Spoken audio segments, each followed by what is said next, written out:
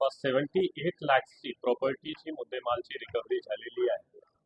आणि त्यामध्ये एक जे मोठा रॅकेट होता आणि एक मोठी मुद्देमालची रिकव्हरी हा मध्ये दिसतो की नांदेड पोलीसचे भाग्यनगर पोलीस स्टेशनची डीबीने चांगली कामगिरी करून एक मोठी रिकव्हरी आणि मोठा एक रॅकेट उघड केली. सर, दुसरं एक गँगवर मध्ये पण काही आरोपी अटक केले, 2 आरोपी कुठे दोन आरोपी अटक केलेला आहे सध्या आम्ही.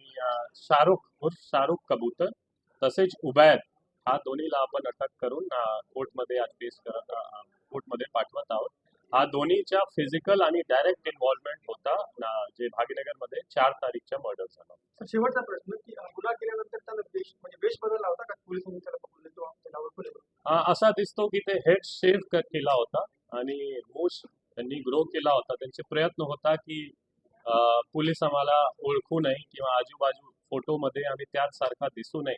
त्यांचे प्रयत्न होता आणि ते सेल्फ बूस्ट पण करत होता की आम्ही कबूतर आहोत आणि गुन्हा कळल्यानंतर आम्ही पळून जातो, आम्ही पोलीस आम्हाला पकडू शकत नाही. पण असा झालेला नाही. नांदेड जिल्ह्याला यश आलेला आहे आणि त्यांना आपण पकडून लॉच्या समोर घेऊन जातो.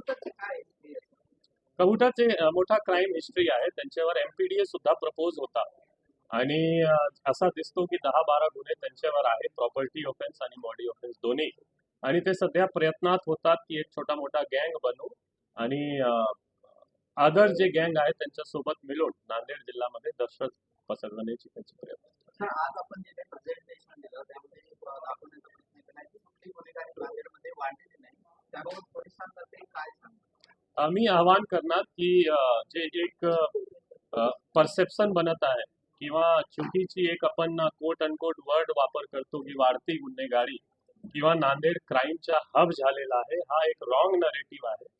एकही पॅरामीटर्स मध्ये किंवा एकही मुद्द्यामध्ये आपण असा जर कम्पेअर करू इयर ऑन इयर किंवा क्वार्टर ऑन क्वार्टर क्वांटिटेटिव्हली तो काही गुन्ह्यामध्ये इनफॅक्ट डिक्रीजिंग ट्रेंड आहे. नांदेड जिल्हा पोलीसनं चांगली कामगिरी मागच्या 1-2 वर्षमध्ये केलेला आहे. क्वांटिटेटिव्हली सुद्धा गुणात्मक जर आपण कम्पेअर करू त्यामध्ये सुद्धा बरेच असा ट्रेंड दिसतो की नांदेडमध्ये सिव्हिक कल्चरमध्ये खूप इम्प्रूव्ह झालेला आहे. आपण मिरवणूकचा विषय असो, जयंती सण उत्सवचा विषय असो किंवा मागच्या इलेक्शनमध्ये नांदेड जिल्हा पोलीस किंवा नांदेडकर असा एक समन्वय आहे आणि असा दिसत नाही की क्राईम मध्ये वाढ झालेला आहे. तो इथे बरेच इंडस्ट्री पण आहे, सर्व्हिस इंडस्ट्री आहे, मेडिकल इंडस्ट्री आहे, एज्युकेशन इंडस्ट्री आहे.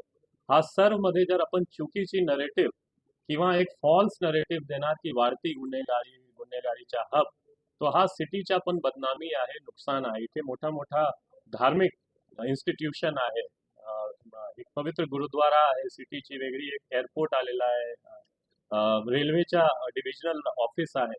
हा सर्व असताना एक चुकीची नरेटिव्ह जाऊ नये म्हणून आम्ही हे प्रेझेंटेशन देऊन कंपॅरिझन दाखवले.